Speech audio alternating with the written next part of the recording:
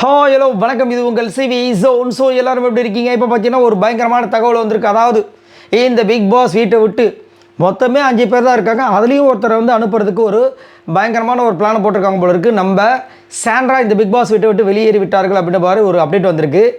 இதுதான் அந்த பெரிய பிக் விக்கெட்டா? நான் கூட வந்துட்டு வேறு யாராவது போவாங்க அப்படின்னு நினச்சேன்.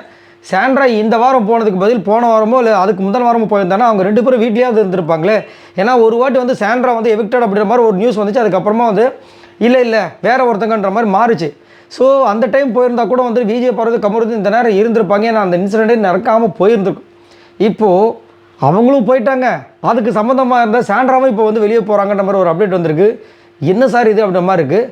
ஸோ இவங்க இப்போ வெளியே போயிட்டு திரும்பவும் வந்துட்டு பிரஜன் கூட ரியல் பேரா வந்துட்டு மறுபடியும் வெற்றி கொடுக்க போகிறாங்க இந்த பிக் பாஸ் வீட்டுக்குள்ளே.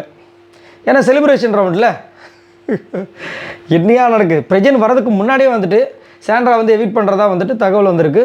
ரைட், நானும் யோசிச்சுட்டு அந்த என்ன பிரஜனும் ஒன்றும் வரல, என்னவா இருக்கும் அப்படின்னு.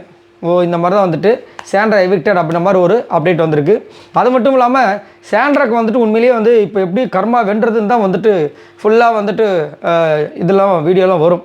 ஏன்னா விஜய் பார்வதி அண்ட் கமருதீன் போனதுக்கு முக்கியமான ரீசனே இந்த சாண்ட்ரா அப்படின்னு சொல்லிட்டு வெளியில் வந்து பயங்கரமான பூதாகரமாக வந்து நிறைய விஷயங்கள் வெடிச்சுது.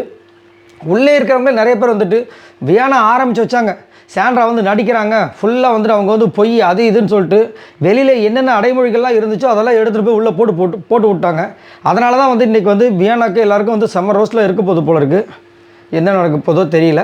ஸோ இப்போது 5 பேரில் வந்து 4 பேர் தான் இருக்க போகிறாங்க. சாண்ட்ரா வந்து இந்த வாரம் எவிக்டட் அப்படின்ற மாதிரி ஒரு தகவல் வந்த காரணத்தினால. ஸோ மீதி 4 பேர் தான் வந்துட்டு ஃபினாலேக்குள்ளே போக போகிறாங்க. அதில் வந்துட்டு அரோரா இருக்காங்க. செம்மல்ல. எனக்கு என்ன ஒரு வருத்தம்னா, அரோரா இருக்குது, சாண்ட்ரா வெளியிறாங்க. இப்போ நான் ஒரு வாட்டி சொல்கிற விஷயங்கள் அப்படி தான்.